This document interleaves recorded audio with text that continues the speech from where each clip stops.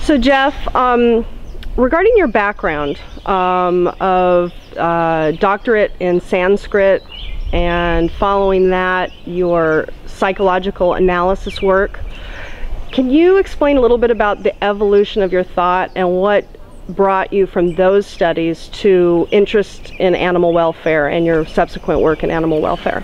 Well, it's not an obvious trajectory.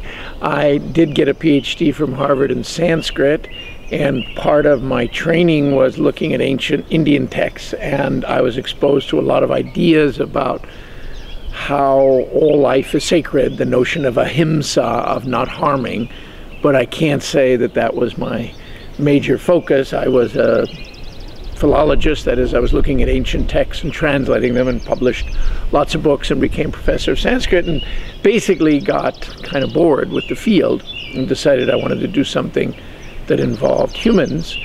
So I trained as a Freudian analyst for 8 years in Toronto. At the end of that training, I decided that was not right for me either, for various reasons, a long story, and I've written several books about this, but in the end, I decided I really wanted to study animal emotions. That was what intrigued me more than anything else.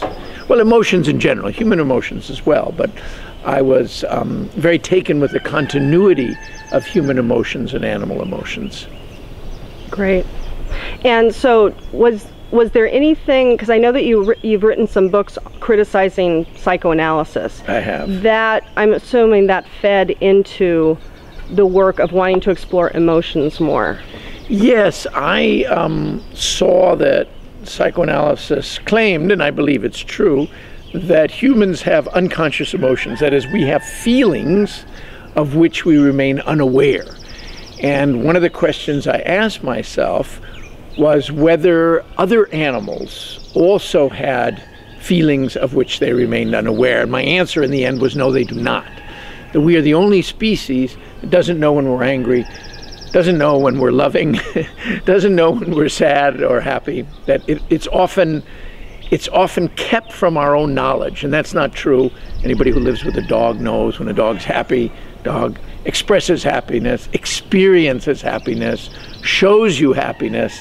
We don't have any doubt this is a happy dog.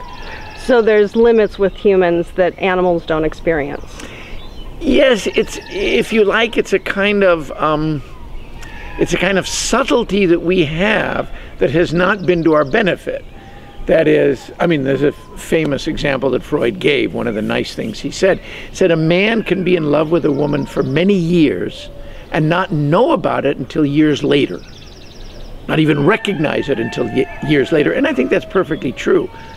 Now, that can't happen with an animal. So I think that that's a kind of almost an evolutionary glitch that allows us something that's not to our benefit, really.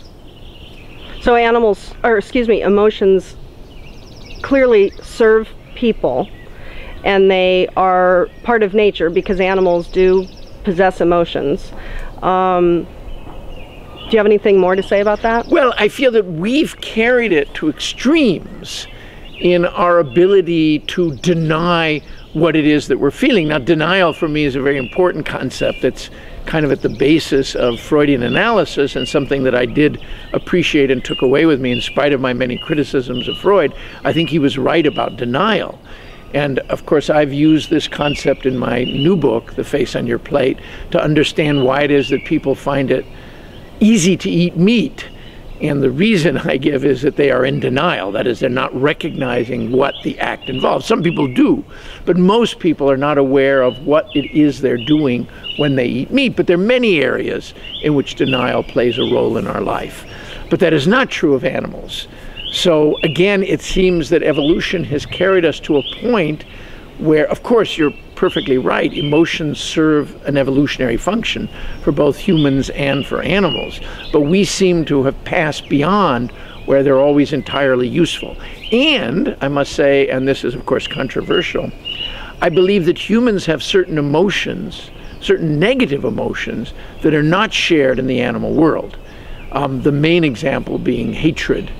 And even if you like, Well, anger is different, but cruelty, for example, I don't think anybody's ever seen instances of an animal being cruel to another animal. We sometimes interpret that. So when we see a cat playing with a mouse, from our point of view, that's cruel. From the cat's point of view, just practicing hunting or merely hunting, feeding himself. The cat is not taking pleasure in the suffering of the mouse. Only humans are capable of that, of what we call sadism, basically, and cruelty. And hatred. You see, animals don't hate. Great, thank you.